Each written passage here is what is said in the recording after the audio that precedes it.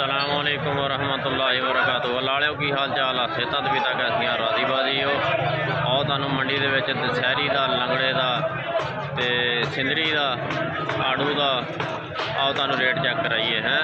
आओ हाजी कोलों रेट लेंदे की रेट आ, मंडी दे हालात की जा रहे हैं। अल्लाह वालिओ आ देखो हाजी कोलों रेट लईए। आ देखो 13 किलो वजन 13 किलो वजन है साहब ते रेट 1200 रुपया। रेट 1200 रुपया। हाँ, 13 किलो वजन लंगड़ा दा नाम। हाँ जी लगड़ा दानियाल मार्का बहुत दानियाल मार्का भाई साहब। अगला मरीद वाले मंडी के रेट तुहानू चेक करा रहे हैं जी।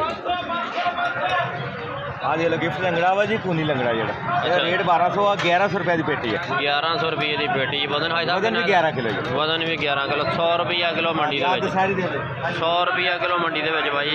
आओ दशहरी चेक है जी, एक नंबर दशहरी एनके मार्का माशाल्लाह माशाल्लाह। देखो जी 1500 रुपया रेट है जी। 1500 रुपया रेट। 12 किलो वजन।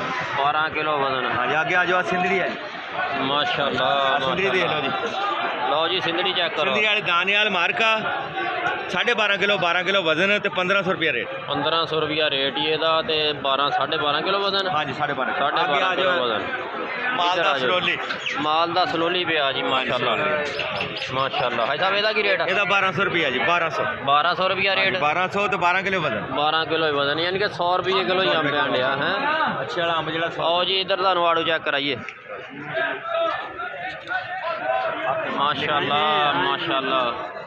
भाई साहब आ कितना में कटिया? आड़ू 600 रुपए दे जी। 600 रुपये की 5 किलो वजन। 5 किलो वजन। इको ही रेट है? 650 रुपया जी। 650 वाला वजन ਇਹਦਾ भी इन्ना ही। वजन ਇਹਦਾ भी इन्ना ही है लेकिन माल का फर्क है भाई। माल का रेट आ।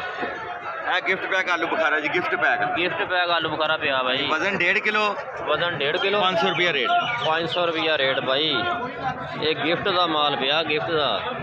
भाई साहब कमानी पई थी अपने को। खरमानी पई है जी। खरमानी 600 रुपया दी आ। आओ जी तुहानू कमानी भी चेक कराइए।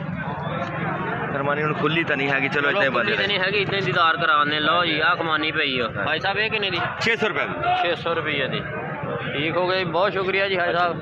जज़ाकल्लाह। लो भाई ये खून दियाँ बोतलां पईयां। खून दियाँ बोतलां एक एक डब्बा खाओ ते खून की कमी पूरी करो हैं। आ किन्ने दा डब्बा भाई? 400 रुपये का डब्बा। वजन हैगा 400 ग्राम 500 ग्राम हैं। 500 ग्राम भाई वजन हैगा। ते ਇਹਦਾ ਕੀ रेट है इधरली दा? 500 दी। आ भाई 500 रुपये का डब्बा। 500 रुपये का डब्बा भाई। एक एक डब्बा खाओ तो खून दियाँ बोतलां। अखमानी कितना भी किया? 1200 रुपये की। वजन कितना है? 1200 रुपये की भाई। आलू बुखारा कितना भी किया? आलू बुखारा 500 रुपये का। 500 रुपये का आलू बुखारा भाई। वजन 2-2.5 किलो हैगा। 2-2.5 किलो वजन।